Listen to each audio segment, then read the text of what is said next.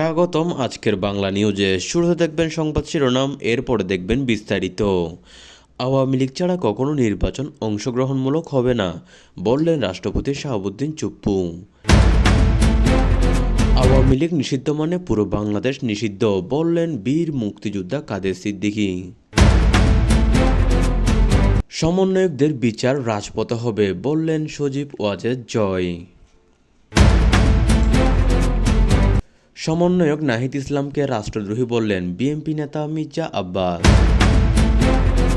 এবং সর্বশেষ দেখবেন তারেক রহমানকে চাঁদাবাজ ডাকলেন ব্যারিস্টার রুমিন ফারহানা। এতক্ষণ শুনলেন সংবাদ শিরোনাম, এবার দেখবেন সম্পূর্ণরূপে বিস্তারিত। বিএনপি চেয়ারম্যান তারেক রহমানকে চাঁদাবাজ বলে আখ্যায়িত করেছেন ব্যারিস্টার রুমিন ফারহানা, এমন দাবি ও অভিযোগ ঘিরে দেশের রাজনৈতিক অঙ্গনে নজিরবিহীন আলোড়ন সৃষ্টি হয়েছে। তারই বক্তব্য প্রকাশ্যে আসার পর মুহূর্তের মধ্যেই তা ছড়িয়ে পড়ে রাজনৈতিক মহল, সামাজিক যোগাযোগ মাধ্যম এবং বিভিন্ন আলোচনায়। রুমিন ফারহানার অভিযোগ অনুযায়ী তারেক রহমানের নেতৃত্বাধীন রাজনীতি ও দল পরিচালনার পদ্ধতিতে দীর্ঘদিন ধরেই অর্থনৈতিক স্বচ্ছতার অভাব রয়েছে, যা নিয়ে প্রশ্ন তোলা এখন অনিবার্য হয়ে উঠেছে। এক বক্তব্যে রুমিন ফারহানা দাবি করেন, রাজনৈতিক প্রভাব ব্যবহার করে বিভিন্ন পর্যায়ে অর্থ আদায়ের অভিযোগ বিএনপির ভেতরে বহুদিন ধরেই আলোচিত হলেও তা কখনো প্রকাশ্যে আসেনি। তার ভাষায়, দলের নাম ব্যবহার করে যারা অবৈধভাবে অর্থ আদায় করে রাজনীতি করছে, তাদের মুখোশ একদিন না একদিন খুলবেই।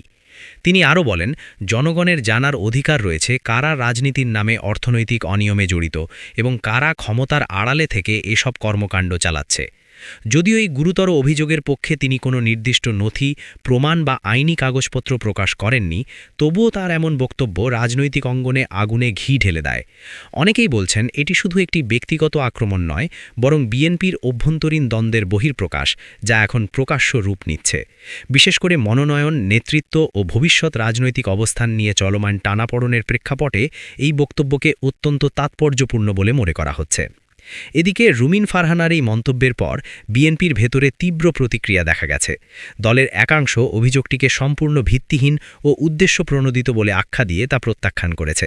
তাদের দাবি, এটি দলীয় শৃঙ্খলা ভঙ্গের পাশাপাশি নেতৃত্বকে হেয় করার অপচেষ্টা। অন্যদিকে দলের বাইরে ও বিরোধী রাজনৈতিক শিবিরে অনেকে বলছেন, এত বড় অভিযোগ উঠলে তা হালকাভাবে নেওয়ার সুযোগ নেই, বিষয়টি স্বচ্ছ তদন্তের মাধ্যমে পরিষ্কার করা জরুরি। রাজনৈতিক বিশ্লেষকরা মনে করছেন, এই বক্তব্য বিএনপির চলমান অভ্যন্তরীণ সংকটকে আরও গভীর ও প্রকাশ্য করে তুলেছে। তাদের মতে, অভিযোগ প্রত্যভিযোগের এই ধারাবাহিকতা শুধু একটি দলের নয়, বরং সামগ্রিক রাজনৈতিক পরিবেশকেই উত্তপ্ত করে তুলছে। একই সঙ্গে আইন ও সংবিধান বিশেষজ্ঞরা সতর্ক বলছেন, প্রমাণ ছাড়া এ ধরনের গুরুতর অপরাধমূলক অভিযোগ প্রকাশে আনা হলে তা আইনি জটিলতা ও মানহানির প্রশ্নও তৈরি করতে পারে।